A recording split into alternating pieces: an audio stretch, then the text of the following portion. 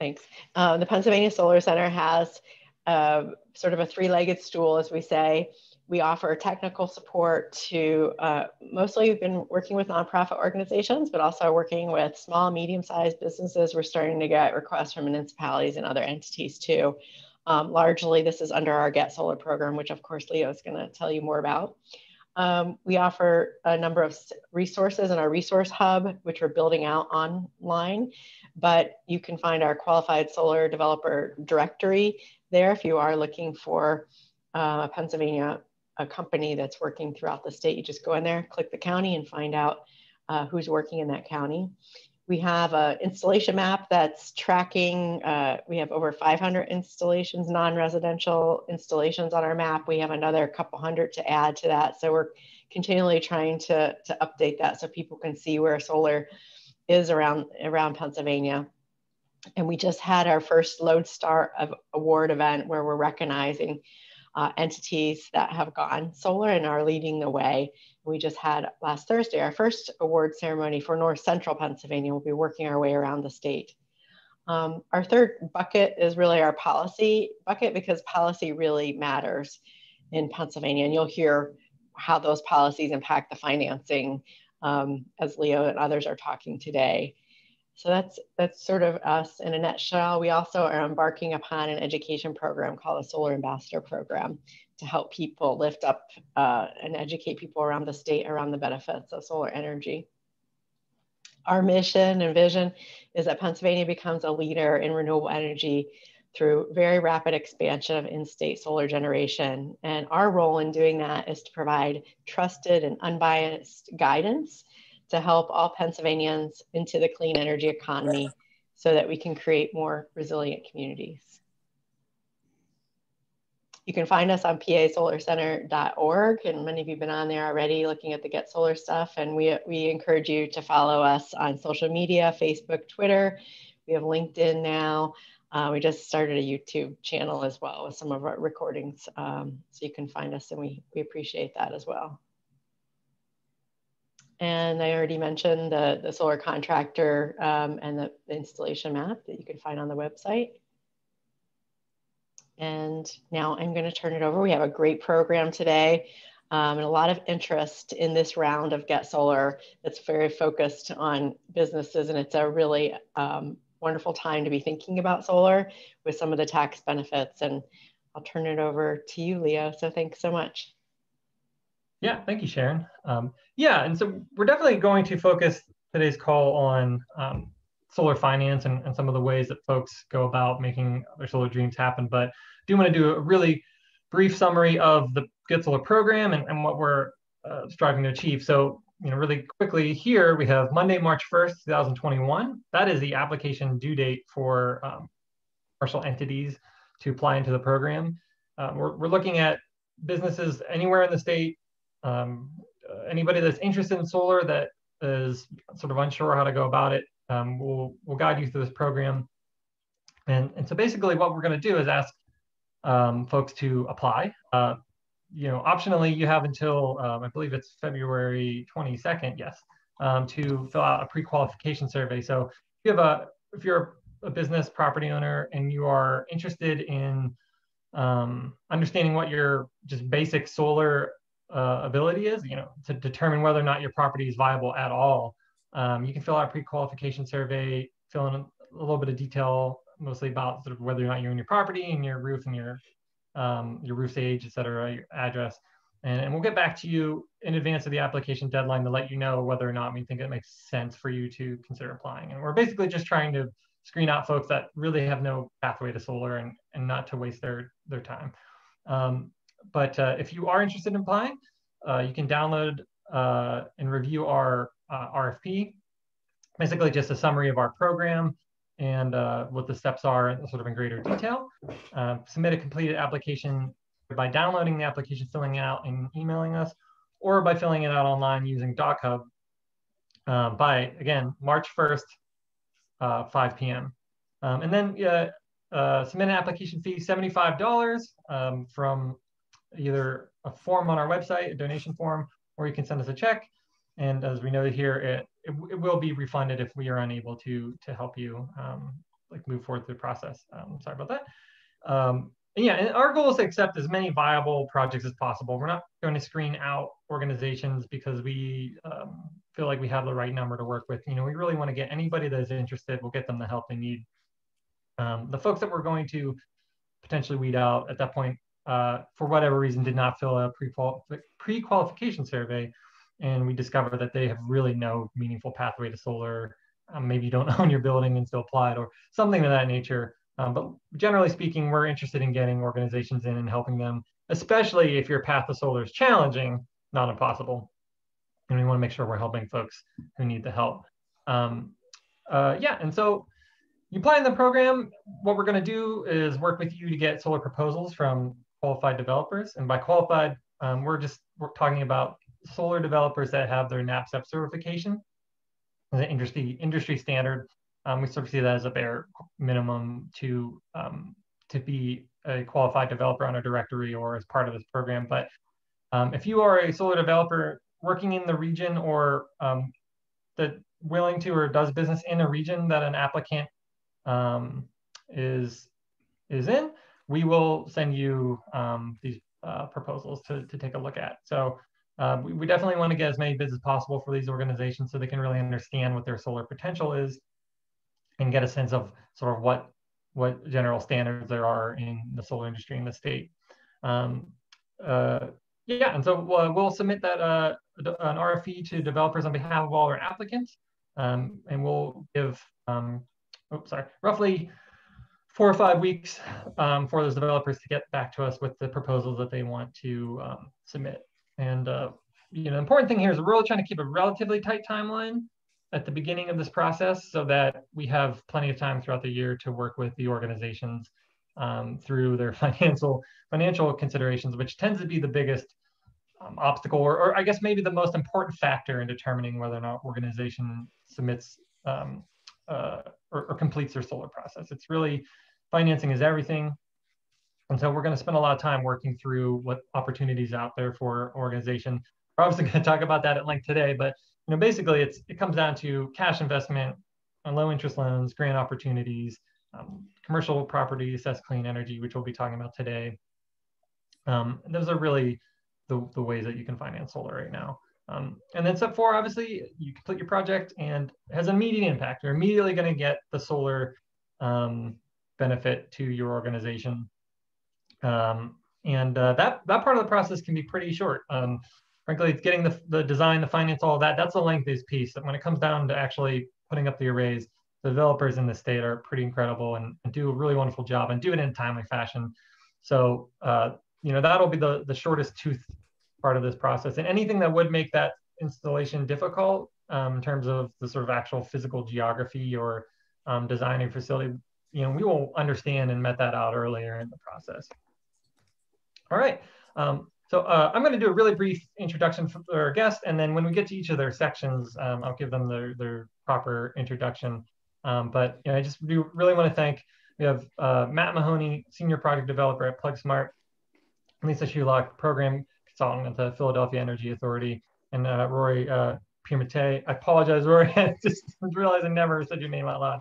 So please let me know if that is even remotely correct. He's a loan specialist with the Department of Agriculture. I'll be speaking with us about REAP grants. Thank you. So what I heard from Andrew. Okay, wonderful. Solved itself. All right. So before I get to our speakers, I'm going to discuss really briefly sort of the general, like why we do solar and discuss tax benefits. A really basic overview of the very obvious low-hanging fruit of how to get some of your solar financing done.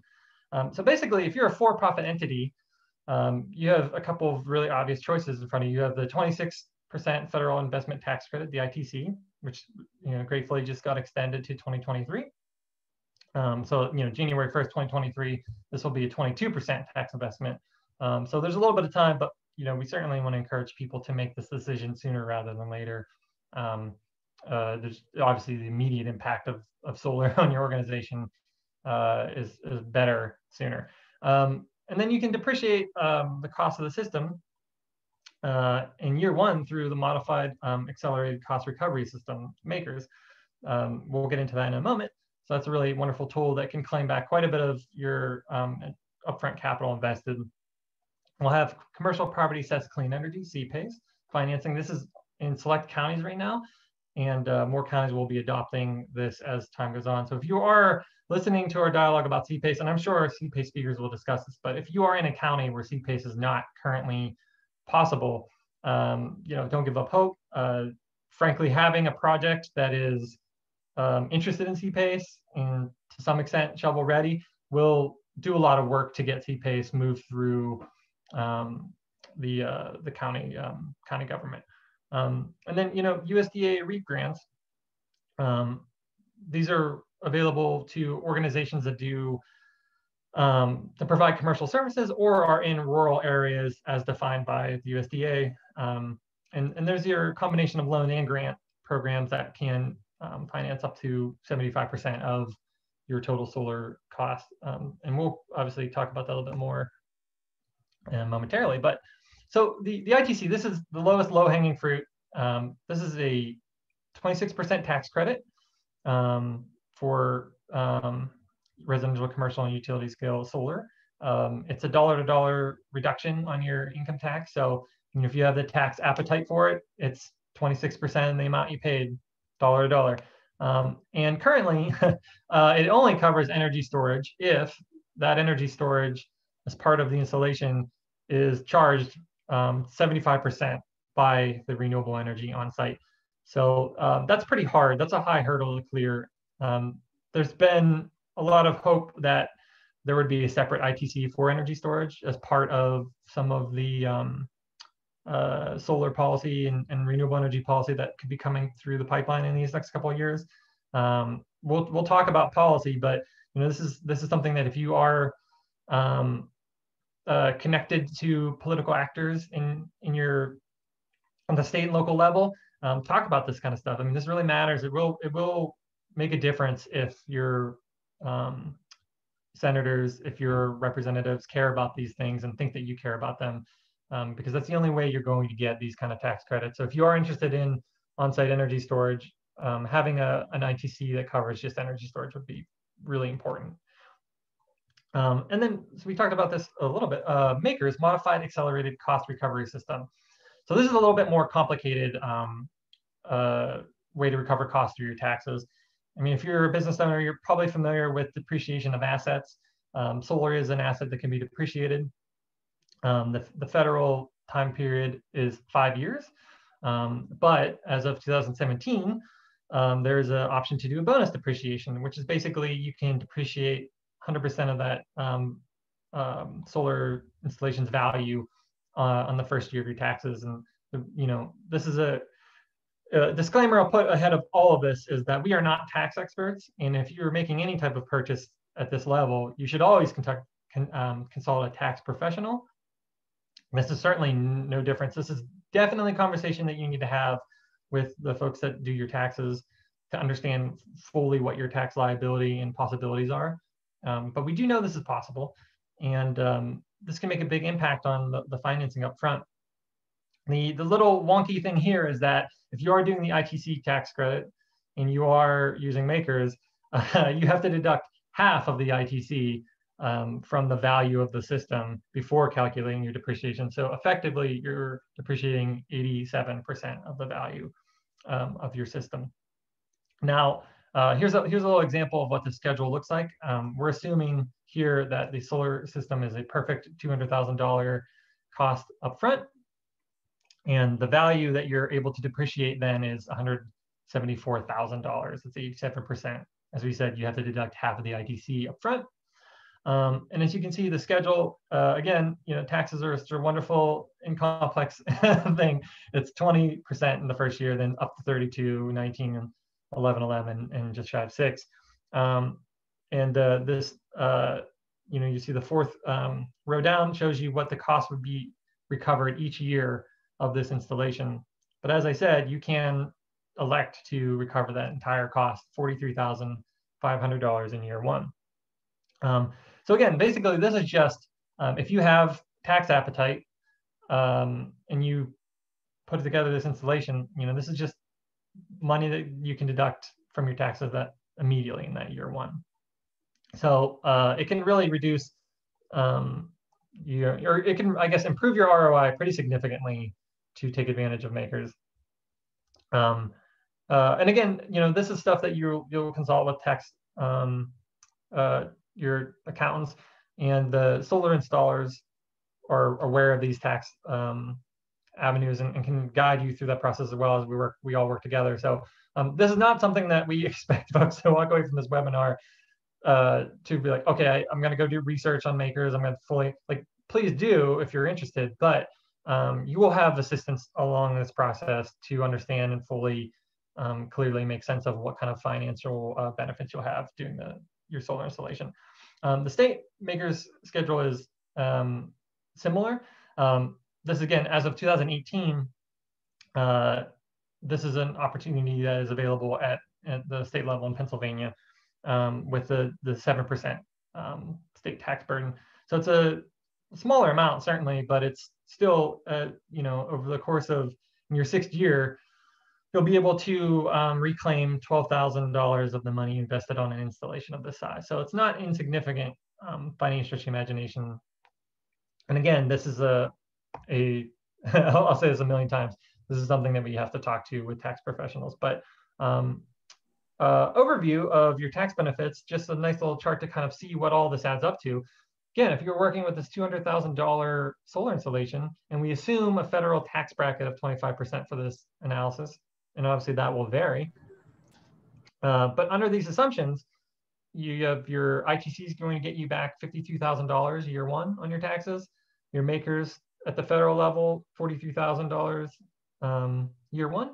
And that state depreciation over the 6 years, or in the 6th year, will have returned to you $12,000, taking your total cost recovered over half of the investment of the solar system. So that's a pretty strong clawback. I mean, you're getting almost half of the value of the solar system back in year one.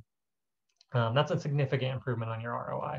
So that's the low-hanging fruit available to anybody that has the performs the installation and has an installation paid for and the tax appetite.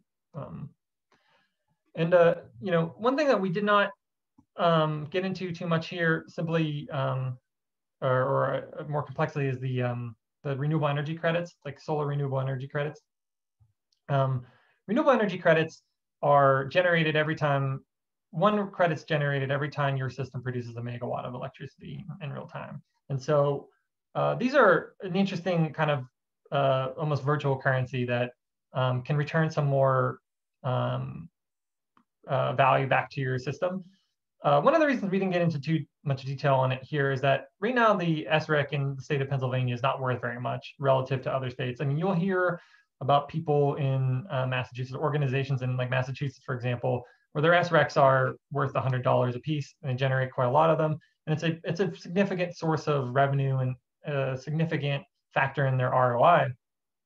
Pennsylvania state policy is pretty abysmal. It's very low requirement for solar energy into our grid, and that's been true. At the time, it was the energy goals for our portfolio were set, I believe it was 2004. They were actually pretty good, but that's been 16 years. That's not that's not a thing that has stayed static over time. And the growth in the renewable industry, the growth of public opinion, the economics of it has changed so dynamically in almost 20 years for our state to not have changed policy in that time is pretty sad. And it's showing in the economics of the system. So we're not going to talk a lot about RECs because they're just not very valuable right now. But that can change. And just like I mentioned earlier with CPACE or with the storage, ITC, if you have any contact with political actors in your municipality, your county, your state level, federal, like just harp on them. This is super important. We really, really care about this stuff. The state policy could be improved. We just need to get more energy behind it. So with that all said, this is just a really simple cash flow analysis over the first 10 years, showing you kind of what your rate of return and your cash flow would be.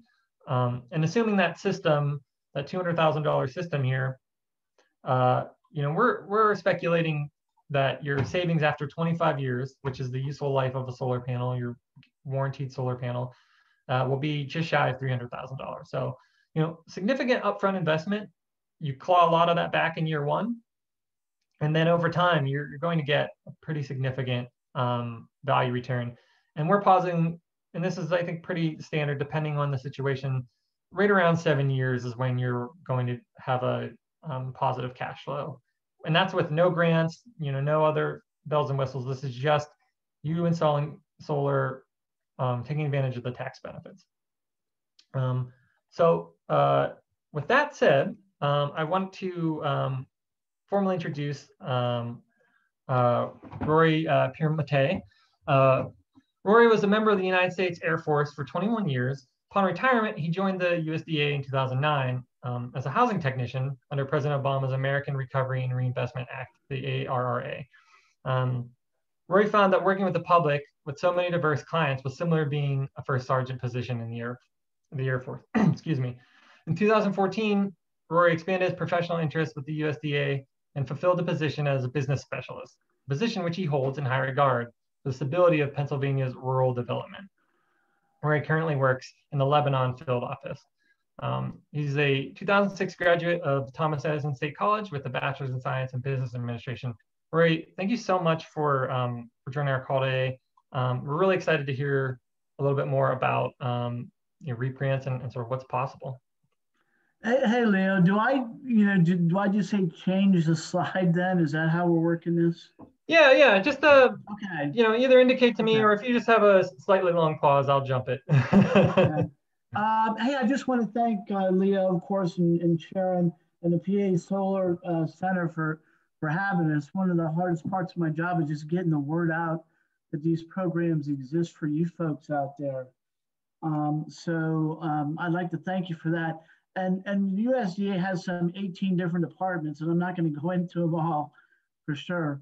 But the reprogram in itself, I'm not going to hit on energy efficiency really, just the renewable energy and the guaranteed loan program a little bit. So anyhow, next slide, please. So who's eligible? We got agriculture producers. It doesn't matter where they're located in Pennsylvania. So long as they receive 51% of their income from ag production. For small businesses, we can help you out if you are within a community that's less than 50,000 or less population, then we can go in there and do solar for you. Let me see, here's the eligible costs. I'm not gonna run down all of them, but it's basically to put more money in your pockets, to take, for example, our poultry ag producers are spending a tremendous amount of money on electricity. And so they prefer to just line those huge barns with panels and help offset the cost of those fees to heat and cool the barns. Excuse me, next.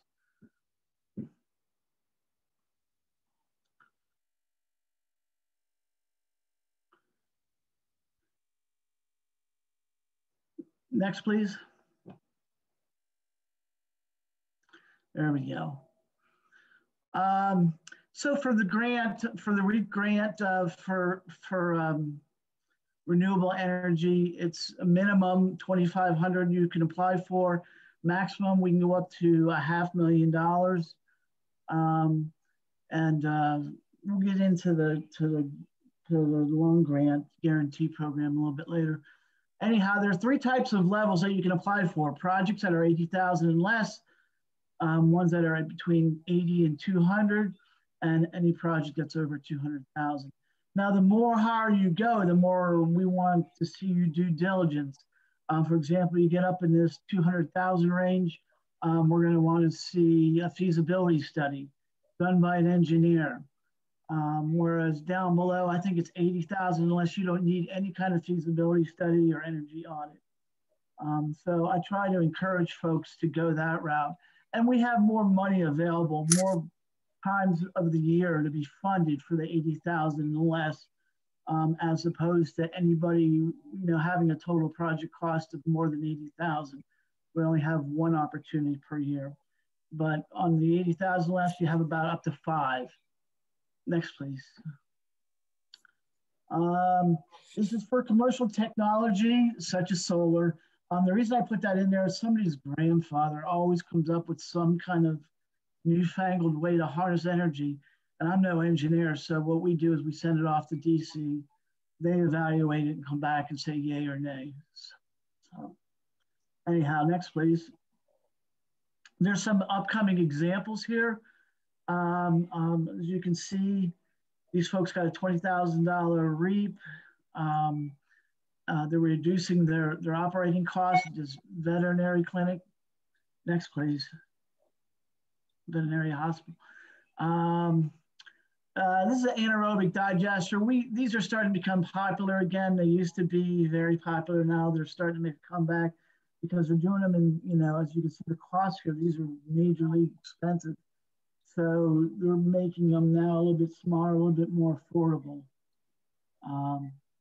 Next, there you go. Geothermal heat, always a favorite. These are just, like I said, examples. By far, solar is our biggest provider, I guess, of renewable energy. It's not even close. Now, the energy efficient part is for equipment that's old and broken down and maybe you want to replace it. And we can help with the cost of that, such as we're doing a lot of LED projects in the last 12 months for manufacturers and even barns. But that's just a touch on the energy efficient side of it. Next, please. Wineries, yeah, you see the fields out here.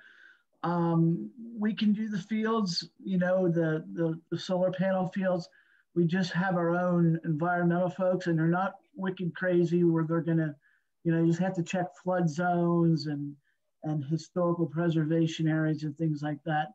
They'll come out and do it. We'll make it as painless as possible, but we would like to inspect it prior to submitting an application because we don't want you to go through all that work and then have for some reason environmentally be unable to do the project. So we do ask that if you're going to do a ground array, please let us know ahead of time so we can get the environmental started. Next, please. Again, another solar farm. Leo and I were talking yesterday about folks putting, I guess, sheep and goats in here to keep the vegetation down, and also it feeds them. It's a perfect combination, as Leo put it. Next, please.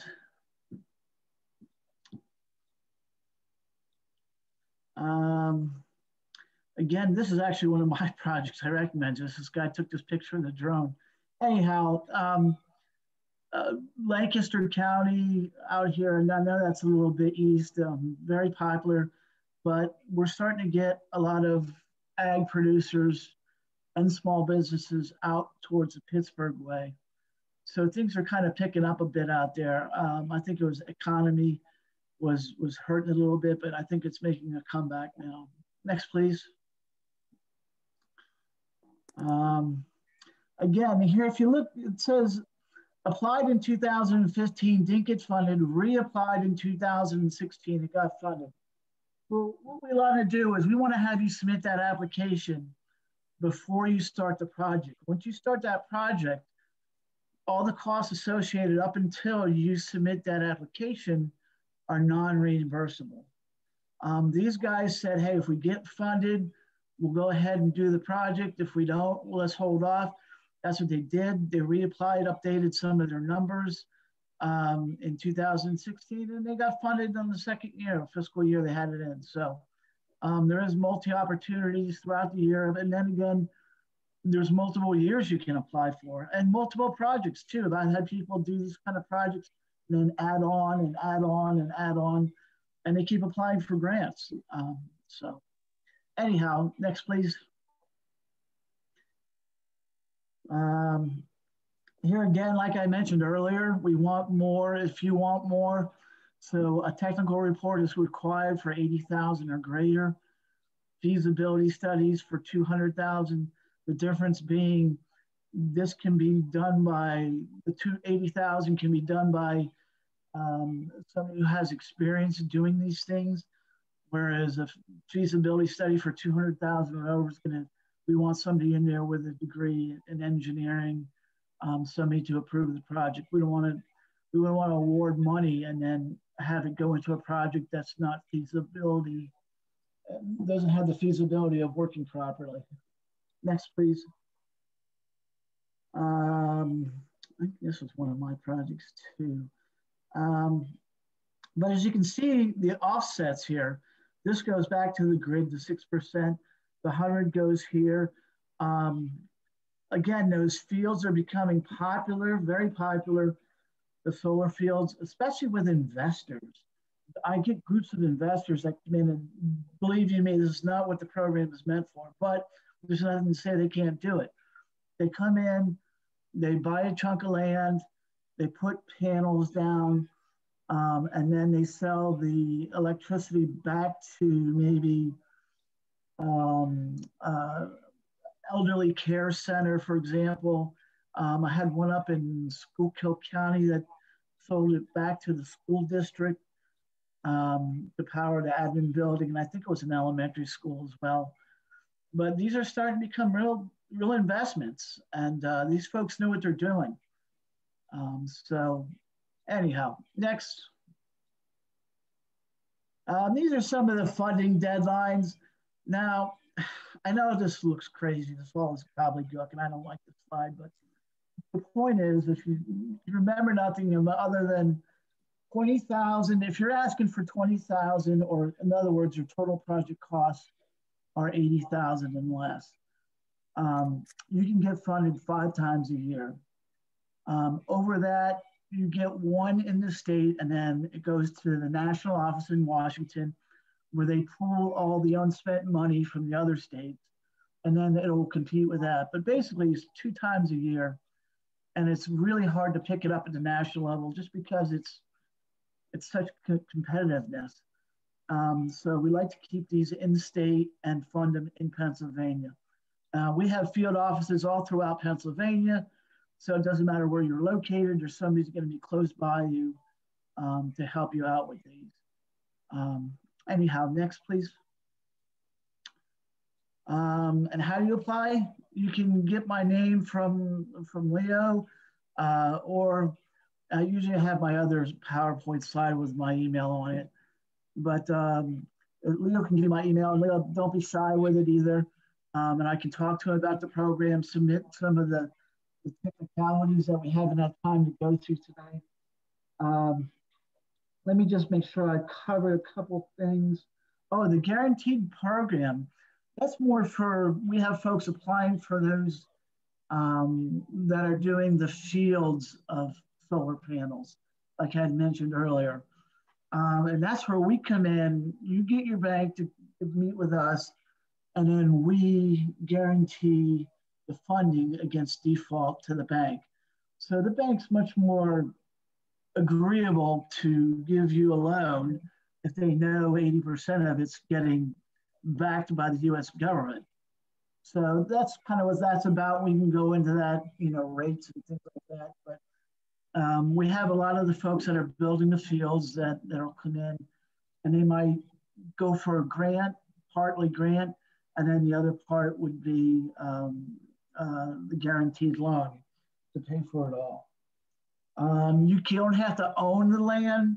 If you want to lease it, you can, so long as you have your lease, as long as the life of the project. And finally, last thing, I'm going to get off of here, Leo, but is that all of us that work at USDA will sit there and walk you through the process, because I know what you're thinking.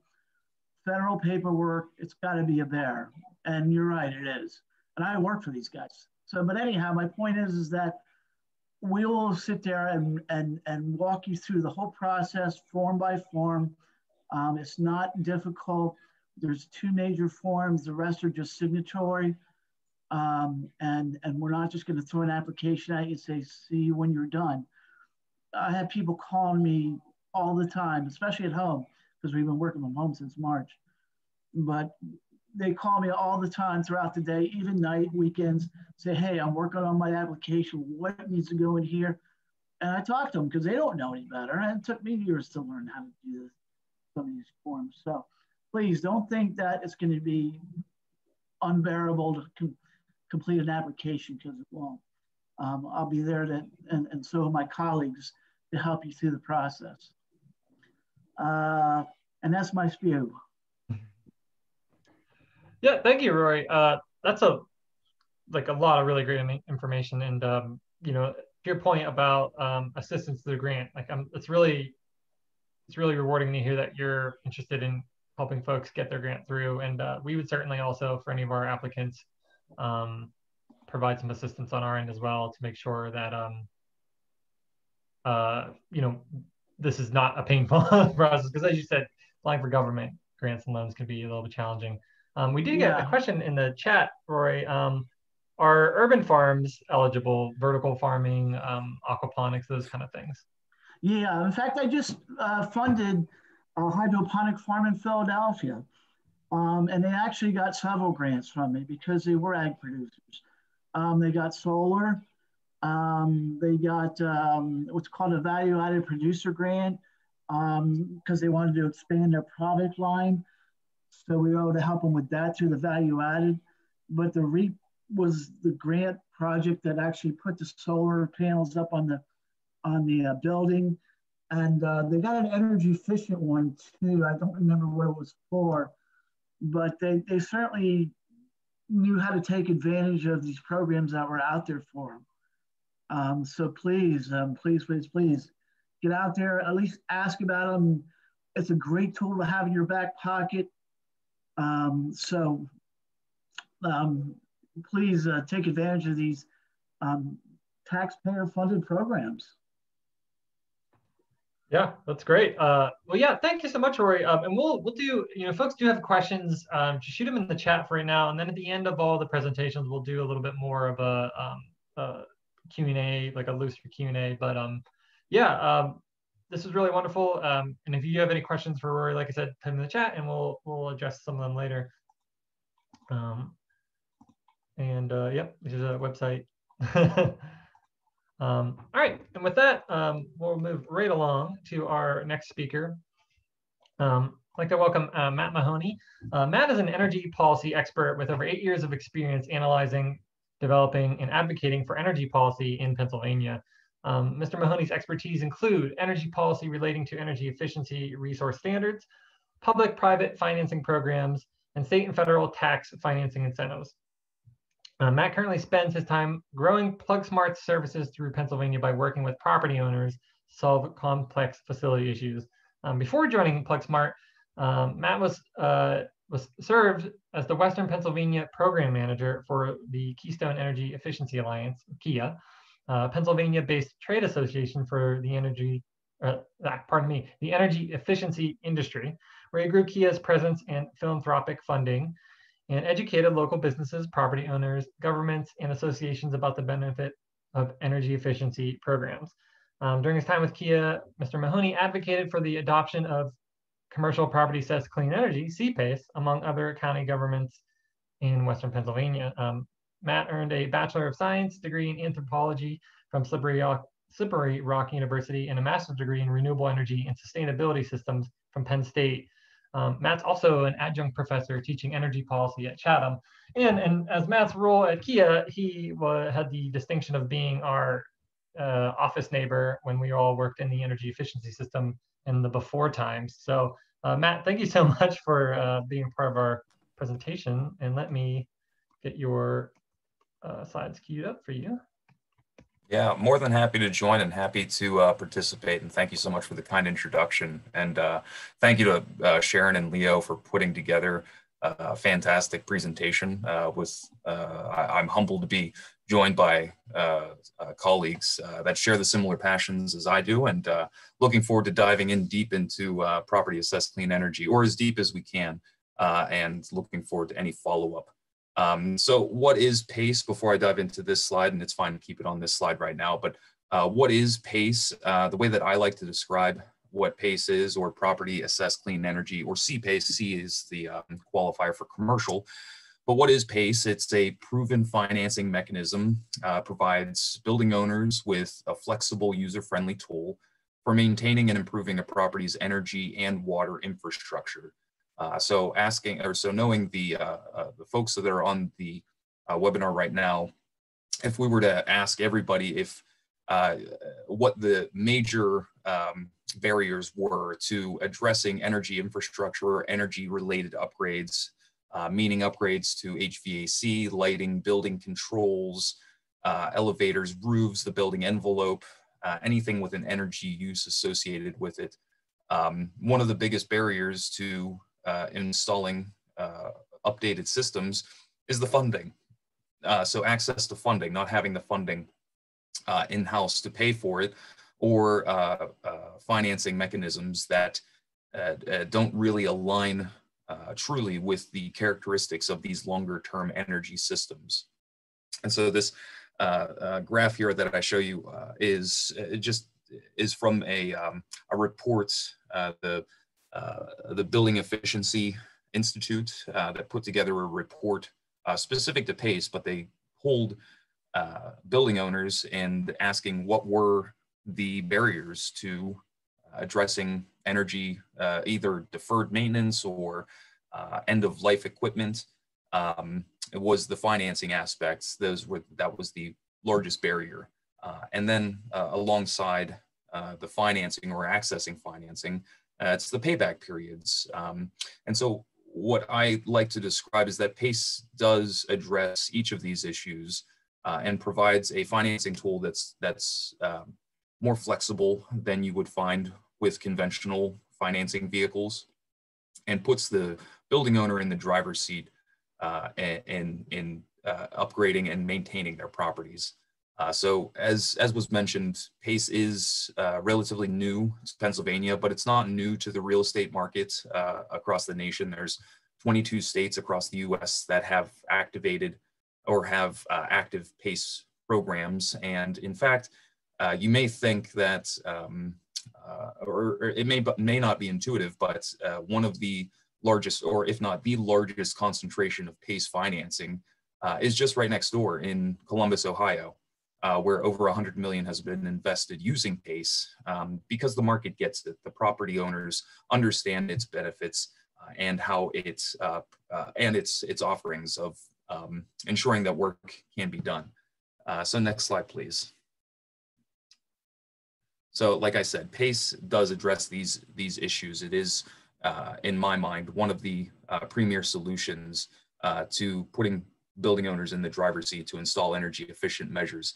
And the way that I approach projects is developing projects that essentially self-finance through the utility operations and maintenance savings that are created from those installations. And so what that means is that whatever is being replaced with PACE, so say for example, it's an HVAC or a heating and cooling system, as long as that new heating and cooling system is a smidge more efficient than the old system, then it qualifies, and PACE can be used to make that investment.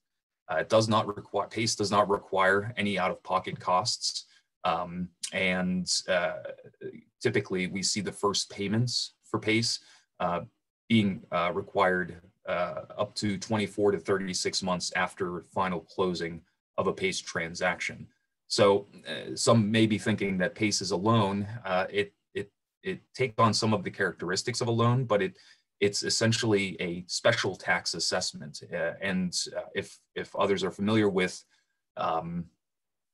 water assessments or public works assessments that are placed on properties, this takes on a very similar characteristic. And the intent of the program being that you're using PACE to improve a property for public benefit. And that's where the definition, or at least the framework of PACE is designed upon. So you're improving a building because first it reduces energy costs and improves the space for the public that uses the building. So that's why this benefit is made available. It's essentially a public-private partnership between a private property owner and the county, or the well, in Pennsylvania, it's the county. Next slide, please. So some of the this slide shows or captures all of the benefits that I may stream through rather quickly, but I'll just go through each of these and provide a little bit more explanation. So on the first, 100% financed. So no out-of-pocket expenses, meaning for PACE eligible scope, whether it's HVAC, lighting, building controls, those things that I mentioned, those items can be financed and are fully financed by PACE. The only constraining factor is the value of the property. So if a property is worth $1 million, let's just say, for example, for sake of argument, typically PACE only can provide about 25 to 35% of that value. So for that $1 million property, you would only be able to access about $250,000. And that's based on the lender community. The CPACE is a long-term and fully amortized, so it's not, you're not going to see a balloon payment with other loan vehicles or financing vehicles. And the term that we typically see is between 15 and 30 years. And that term is not based on a bank or an underwriter's interpretation. It's based on the estimated useful life of equipment. So for solar panels, for example, it provides a great example of a long-term installation that will require financing for a longer term. And so what we typically see is for a solar array, anywhere between 25 and 30 years. 30 years is the max. And we have seen financing maxed out at 30 years, but it is a blended average. So it depends on, the term is based on a blended average of the estimated useful life of all of the equipment within that PACE project. PACE is non-recourse. It's tied to the real estate, so not the individual property owner. Well, the true owner of the property must sign off and provide consent to authorize PACE assessment to be listed on the property.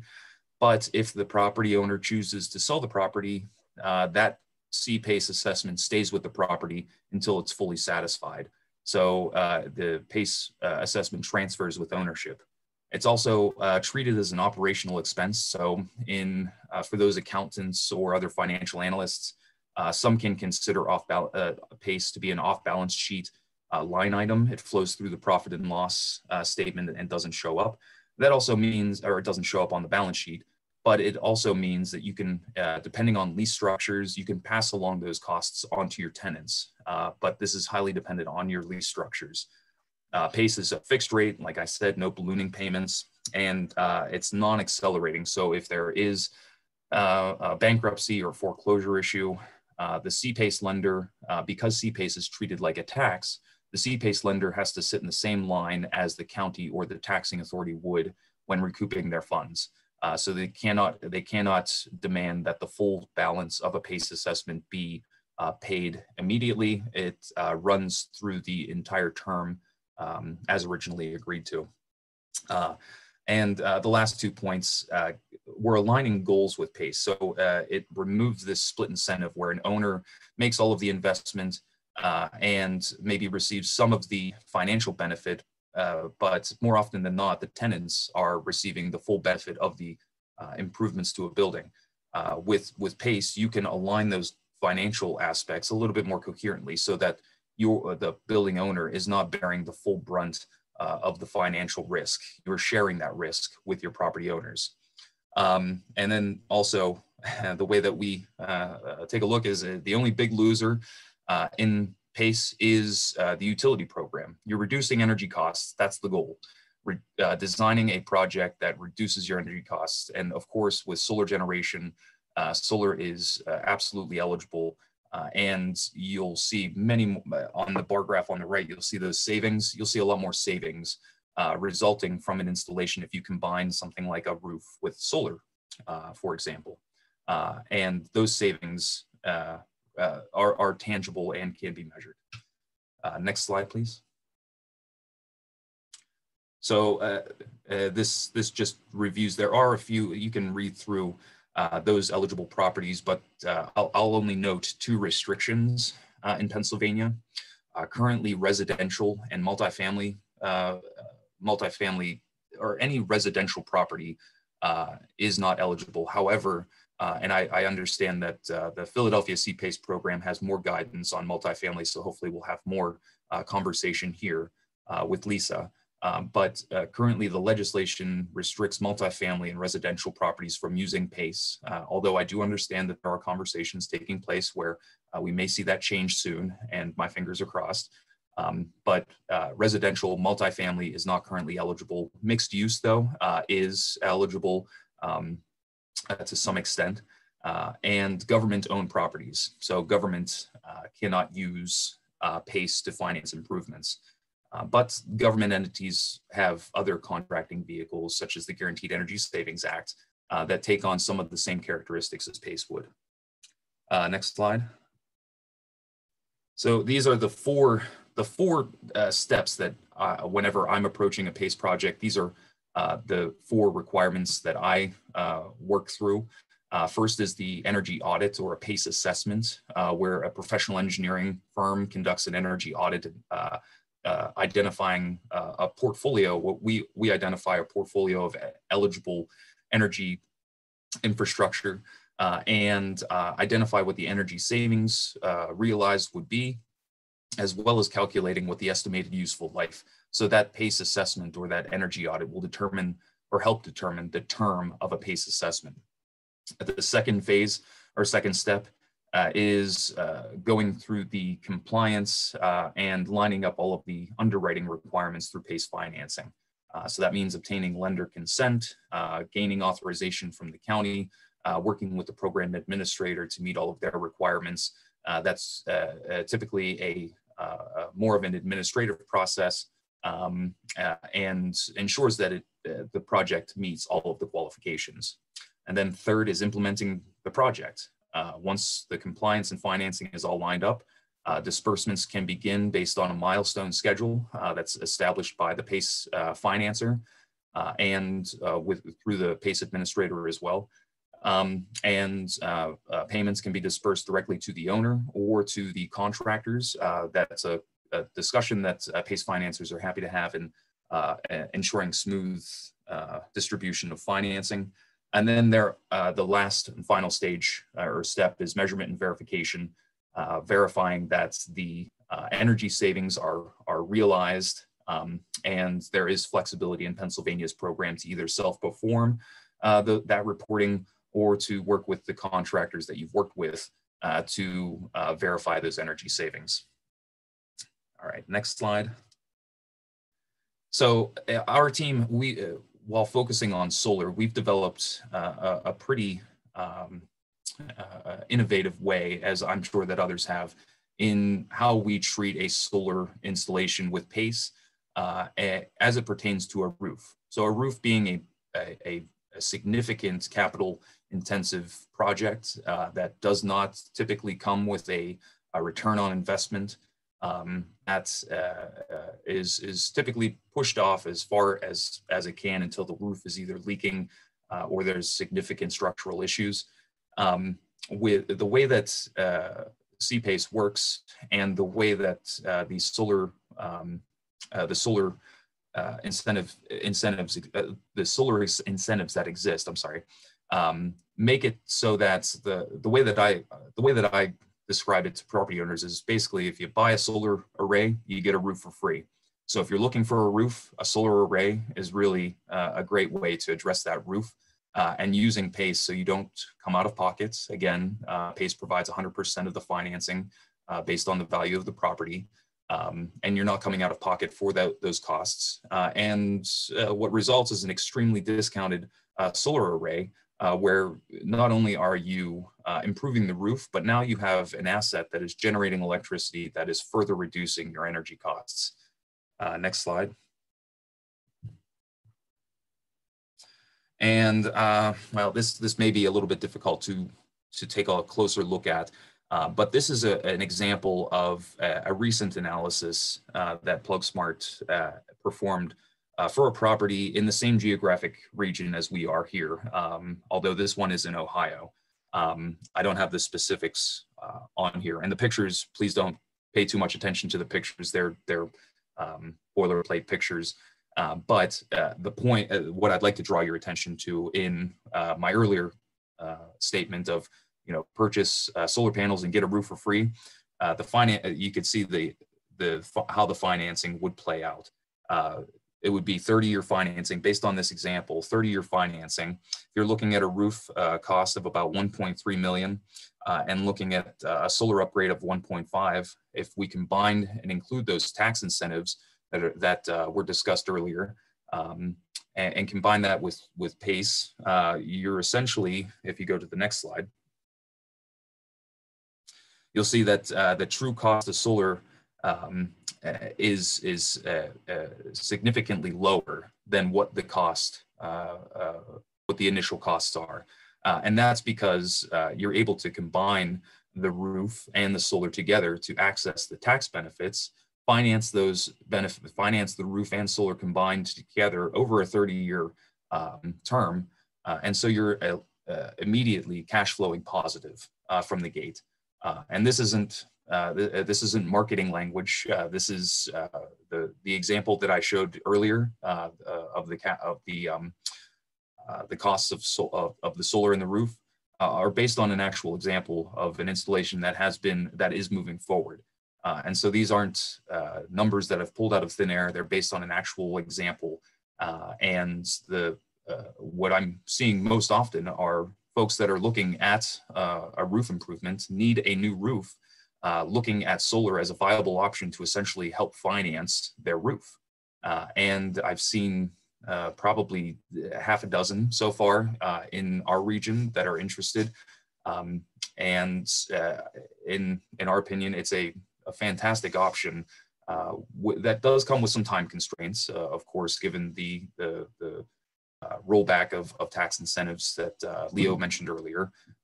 But if you're looking at a roof in the next 1 to 3 years, PACE is certainly an option, and combining with solar is certainly, it will help, or overall, it will certainly enhance the fiscal efficiency and obviously the energy efficiency of the building. And so we're creating positive cash flow right from the outset. And so there are obviously many different ownership models for solar that are available, but with CPACE being the new tool in the toolbox for Pennsylvania property owners, I highly encourage anybody that's considering PACE considering solar to think of the roof as well. Think of the affiliated infrastructure and leveraging the benefits of PACE to evaluating the benefits of PACE as a financing solution to first preserve your equity, preserve the owner's equity, and not to mention keeping tenants comfortable, happy, and improving the facility to increase occupancy for a property. So that, I believe that's my last slide. Correct me if I'm wrong. There we go. I am my last slide. But that's a very quick, and I don't want to take up other folks' times.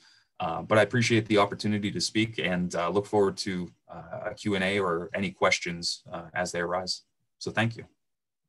Yeah, thanks, Matt. One thing I do want to mention really quickly is that the Solar Center, as part of our Get Solar Round 4 and working with PlugSmart in this region, we wanted to extend that offer that if anybody does apply into the Get Solar that has potential CPACE viability, like there are other assets or considerations that sort of make sense to bundle that it's sort of outside of our purview, outside of solar, or even if you just want to do solar, certainly. Matt generously offered to provide a preliminary feasibility study for anybody that applied so they can sort of see what their CPACE path is and maybe help them decide if it's the route they want to go. And we'll talk a little bit more about that down, for anybody that's interested in CPACE, interested in Get Solar. we can have that conversation. But Matt, is there anything you want to say more about that, or that's pretty much? Yeah, I'd certainly like to expand on that. So anybody that does apply for the Get Solar program, and per the direction of Leo and Sharon, once they've given me, once they've pulled me into the conversation, I'm providing a 1-hour CPACE consultation to review the financial and technical aspects as it relates to CPACE. Following following Leo and Sharon's guidance, our team would provide an on-site investigation of the property with the owner and ownership team and any maintenance individuals that are involved in the upkeep of the building, so we can obtain some additional information, and then essentially putting together a level 1 analysis, not something that would be PACE eligible, because we would be providing this at cost, or without cost to the property owner, but essentially boiling our analysis down into a report or a deliverable that explains the benefits, and then taking it from there. However the property owner would like to move forward, and per Leo and Sharon's guidance, searching for that appropriate solution with you. So happy to participate and offer this guidance. CPACE is new to Pennsylvania, as I mentioned, but it's not new to the rest of the United States. But being that it is new in Pennsylvania, there is a learning curve, and I find it my personal responsibility, if not the responsibility of many others, to ensure that all the education and knowledge gets out there so property owners can activate this program, because with even though it's active in Allegheny County, it's not showing any benefit unless we put it to good use. So that's where I'll leave it. Appreciate it again, the time, and look forward to answering any questions. Great, thanks, Matt. Yeah, and just a quick reminder that neither the Solar Center nor Plixmart are installers. So in any event, we'd still be working through a bidding process where the regional installers are the opportunity to do the solar work. So just wanted to remind everybody that one more time. But yeah, thanks, Matt. That was really great. Again, if you have questions for Matt, we'll have a little bit of time at the end here. But I do want to get to our next speaker. Pardon me. So thank you, Lisa, for joining us. Lisa Shulock is the program consultant for the Philadelphia Energy Authority, has been since 2019, currently supports CPACE and solar workforce development initiatives. She's led sustainable energy education and workforce development initiatives at Penn State, at the Navy Yard from 2014 to 2018. Prior to that, she was a consultant at 2 design and consultant firms, Revision and Kitchen Associates. Lisa is co-vice chair of Green Building United. She has her MBA from Yale University and a BA in environmental studies from the University of Vermont. The one thing we're really excited about having Lisa on is that the Philadelphia Energy Authority has some experience with if not, I think maybe the first successful CPACE project in the state, which is a pretty big deal if we're exploring what's possible here. So let me cue the slides up again. Sorry about that, but yeah, Lisa, you are good to go. Great, thank you, Leo. And I do see the first slide in great. Slide deck. Sorry, great. Thank you so much. I'm not a Zoom expert, so I'm always like trying to tee back and forth between these things. Yeah, just don't ever do it elegantly. So thank you. No problem.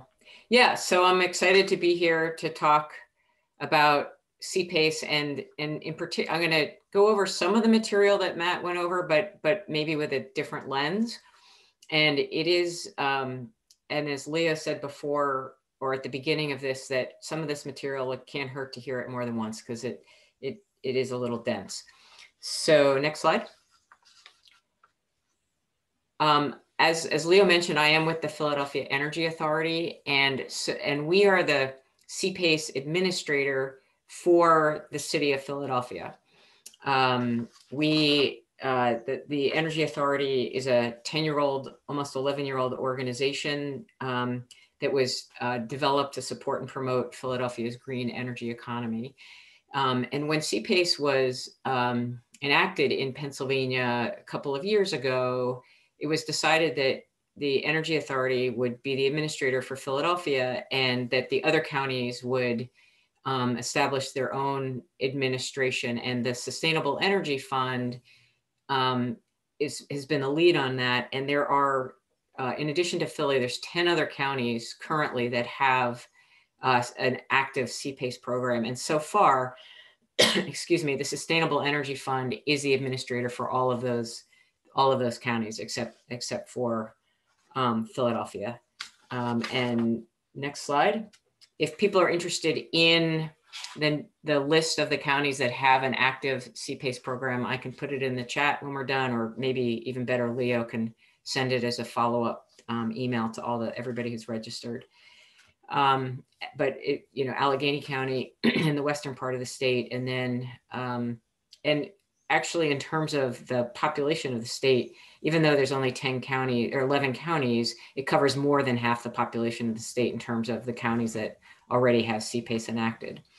And if you're a property owner and have an interest in a project and your county doesn't yet have a program, the most important way to get a county to enable CPACE is to have property owners say, we want it.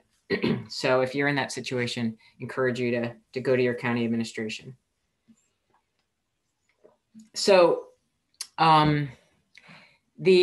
as Matt said, it's CPACE is a financing tool. It needs to create measurable savings in either energy or water, or add new on-site generation through renewable sources. And as he also mentioned, it is a special assessment. It's not debt exactly, but it acts a lot like debt, and it's similar to a property tax assessment or another kind of special assessment. There's annual payments that go to the CPACE capital provider. In Philadelphia, the Philadelphia Energy Authority manages that process, but it's different in various counties. Next slide. So I think this list is pretty similar to Matt's list. So I'm just going to say that I think one of the biggest benefits is the fact that the assessment stays with the property, so that if a commercial property owner is looking at making a substantial investment in their property, but they're not sure how long they're going to hold on to their property, they are not responsible for the debt once ownership has passed. I'm just going to let you look at this for one moment. I think Matt did a great job of covering this. So let's go to the next slide. And he mentioned that CPACE has been around for in the rest of the country for roughly 10 years now, but it is relatively new to Pennsylvania. So, and you can see it's really taken off in the last couple of years. So as of the end of 2020, there were more than $2 billion of projects, PACE investment in various energy, water, and renewable energy projects. So it's active it's enabled in 30 states. It's active in 21 or 22 states right now. And I just wanted to pause here to say that in 2020, there were 4 CPACE projects that closed in Pennsylvania. The first 3 were in Philadelphia, and the last one was in Montgomery County. And we have a very friendly rivalry with the Sustainable Energy Fund, the Energy Authority and Sustainable Energy Fund. And for about 5 months, every webinar I was on, I would talk about how Philadelphia had the first project and the second project and the third project. And our total combined financing was around $8 million for all 3 projects. And then the last week of December, Montgomery County closed a deal for $10 million, which we were thrilled about. But that competition, I think I have to say that Montgomery County and SEF wins that one. But we're very excited. The more projects that we see in Pennsylvania, that means the more projects that we'll see. Next slide. So the categories of projects are energy efficiency, renewable energy, and water conservation. These are very short list that in Philadelphia, we have our program guidelines, which have a much more extensive list of all of the the measures that are eligible, and they're very similar, if not exactly the same, in the other part of other counties in the state as well. Next slide. So this is the application process specific to Philadelphia, but it's almost the same as you would find in other Pennsylvania counties. We have a two-part application process. The pre-application is just very basic to make sure you meet the minimum qualifications. In Philadelphia, we have a $100,000 minimum project size. It's only $25,000 in other counties. However, most CPACE providers, capital providers, are unlikely to entertain projects that are that small, just because there is a very significant, business development and component to developing a CPACE project.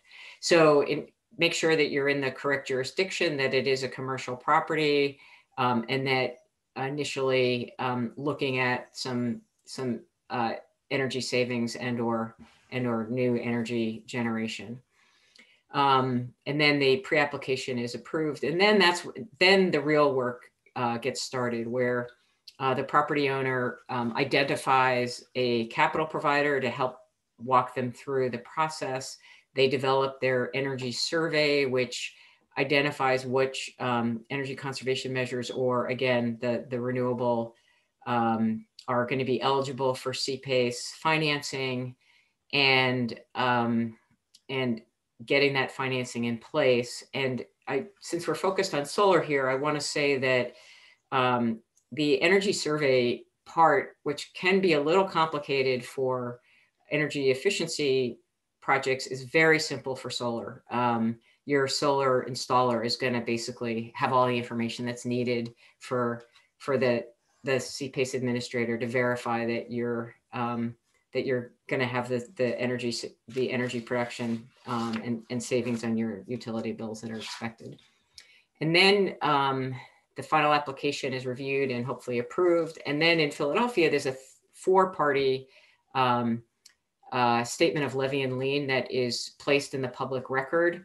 The property owner, the capital provider, the city of Philadelphia, and the Energy Authority as the CPACE administrator. In most other counties, it's going to be a 3-party agreement, because there won't be the equivalent of PEA.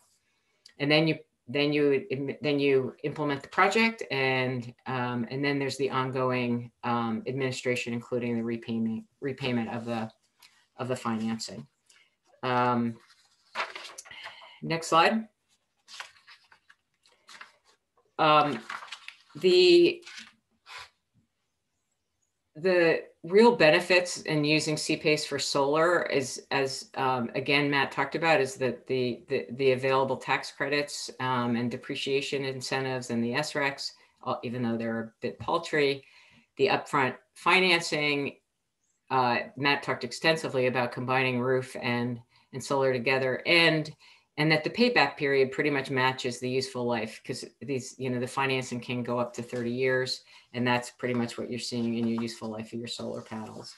And the payment stays the same for the duration. So in some ways, it can act like a hedge against rate increases, which is true for all solar. You've invested up front in solar, and then your fuel is free. So it's a major hedge against utility rate increases.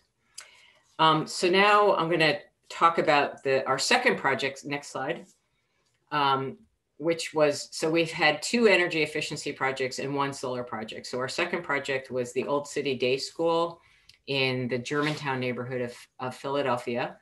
And this is a for-profit early childcare education program, and the building is owned by the same owner who owns the daycare center. There are 3 tenants in that building, but the 3 tenants, and one of them is the owners.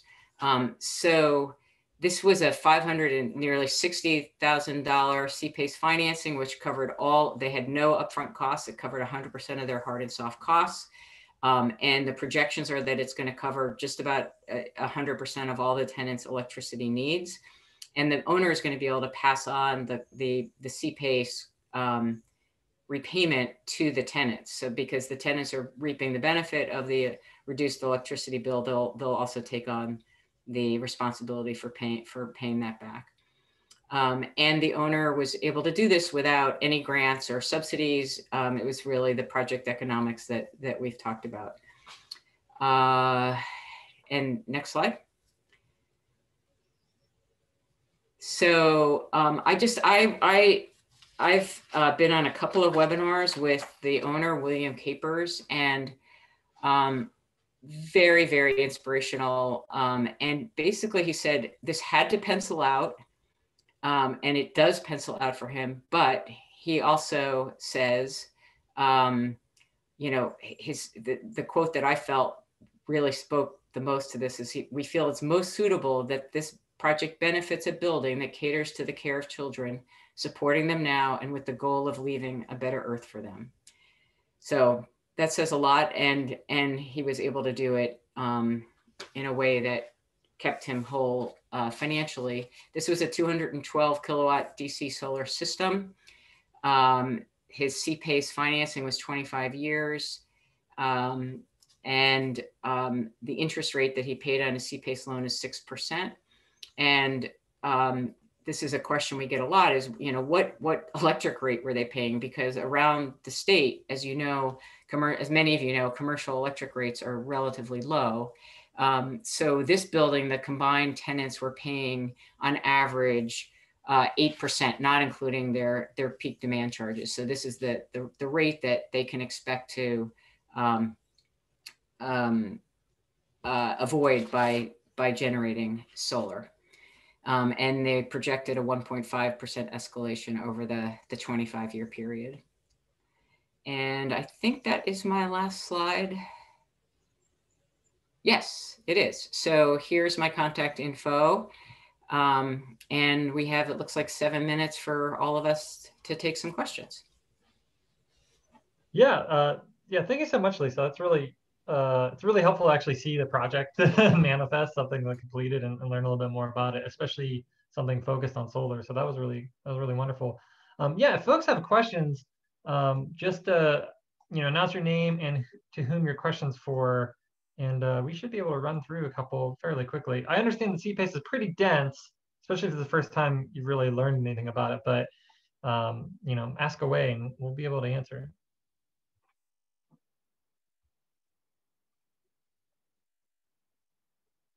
I'll call on people if I have to.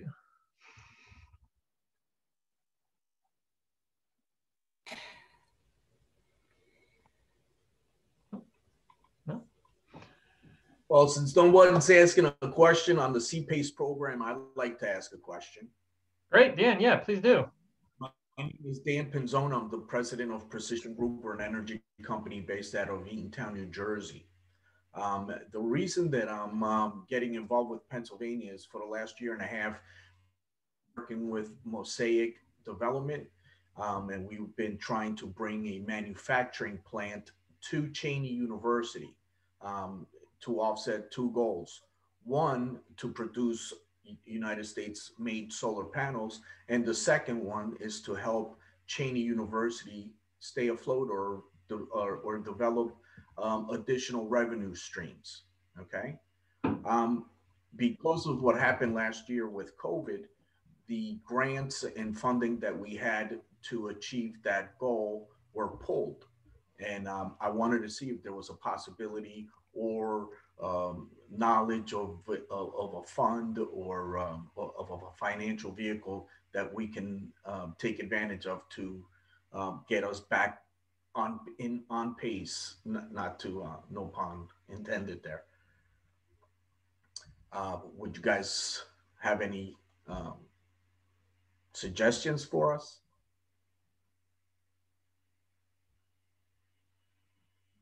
Dan, this is Lisa. I would say I am familiar with the efforts at Cheyney and I hadn't met you yet, but I'm excited. We've been talking to folks from Mosaic Development Partners who I think are partnering with and advising Cheyney University. And they're very familiar with CPACE. So I would just say if CPACE is an option, they're certainly going to recommend it.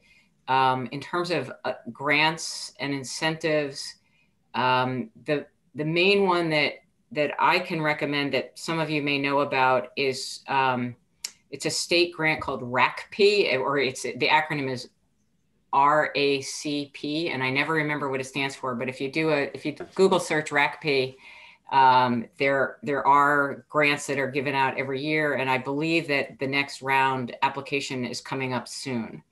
So that's the one thing that I know, and it's not just for energy; it's for all kinds of capital investments. But that's the one thing I know about.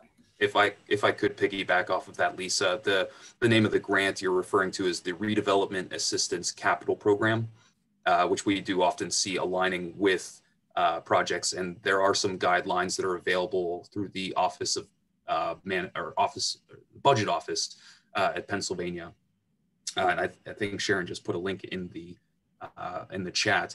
The other program that I wanted to alert you of is called Act 129, the Energy Efficiency Resource Standard for Pennsylvania, where each utility in Pennsylvania is required to offer rebates for specific technologies.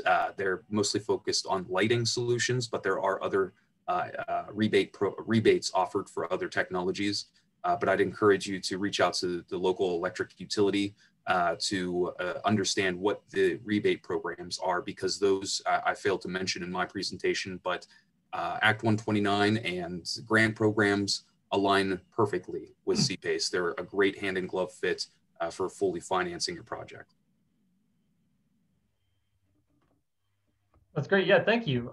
And I just want to zoom through the next question if that's sufficient, just because we're running a little bit out of time. Mark asked in the chat, how long does the process take from application to project installation? I assume that's for CPACE, and I imagine that's going to be a fairly complex question, but yeah, either of you want to fill that? I can start and say that, you know, like any good question answer, I'm going to say it depends. But it depends on how far along you are in your project development. If, for example, you already have a solar installer and you've gotten a bid, that will make it go quite a bit faster than if you're like just at the exploratory phase. But once you have a project identified, the next step is to get a capital provider, and usually you're going to talk to several to get the best terms that you can get, and then you get into the final application process, which we say you need a minimum in Philadelphia. We say you need a minimum of 60 days. And probably more typical, it's 3 to 4 months, just especially because we're dealing with a lot of new, it's still a new program and people are still learning a lot about it. Yeah, I would agree with that. The one big item that I would say determines the timing, from my experience, is obtaining lender consent. One of the items that's required in Pennsylvania for PACE is if there are any existing lenders on a property, that they must provide written consent to authorize use of PACE on that property. And that conversation can take some time. Those can work concurrently to other processes, but I encourage you, if you're interested in having CPACE or using CPACE, to initiate those conversations with your mortgage, your loan servicer on that property. Couldn't agree more. And I just wanted to say, I love the way Matt presented the combining a roof and a solar project, and that might be a way, if there's solar installers on this call, you may want to give PlugSmart a little competition. And I encourage it. Yeah. Yeah. When my team told me, hey, buy a solar array and get a roof for free, I didn't believe them. And then we worked through the cash flow analysis, and it cash flows positive, actually. It takes some time, but it's worth investigating. Yeah, and to that point, kind of broadly, like outside of the CPACE lens alone, the sort of, I don't want to call it a debate, but the conversation about solar plus roof and the tax implications of that is really interesting. And it's something that we didn't broach in this webinar just yet, because it's pretty complex and there are a lot of opinions about it. So that is definitely something, to folks that are interested in that combination or installers on the call, we would love to hear your experiences about your dealing with clients that did want to cover some of their roof reconstruction or replacement with the ITC or some of the other tax benefits. I know with bifacial panels, it's a little bit easier of a conversation, but please, if you have any experience at all in that world, contact us at the Solar Center, and we'd love to talk a little bit more about it. But yeah, so we're at 2:31, and that's the end of the webinar. But if anybody does want to stay on, that has any questions about the Solar Center, I'm happy to keep answering questions and keep talking. But I do not want to put that on our guests. So thank you so much, Matt, Lisa, pardon me, Rory. Those are really wonderful presentations, and I think it's really valuable that we keep, especially CPACE, talking about it again and again because it's really new. But frankly, I think there's a lot of information about REAP that folks aren't aware of, especially urban agriculture is a big thing. So it's a big developing sector, and to know that there is money out there that could help some of these programs get launched is really important. So thank you so much. I really, really appreciate it. Well, thank you for hosting. Appreciate it. Likewise. Thank you so much.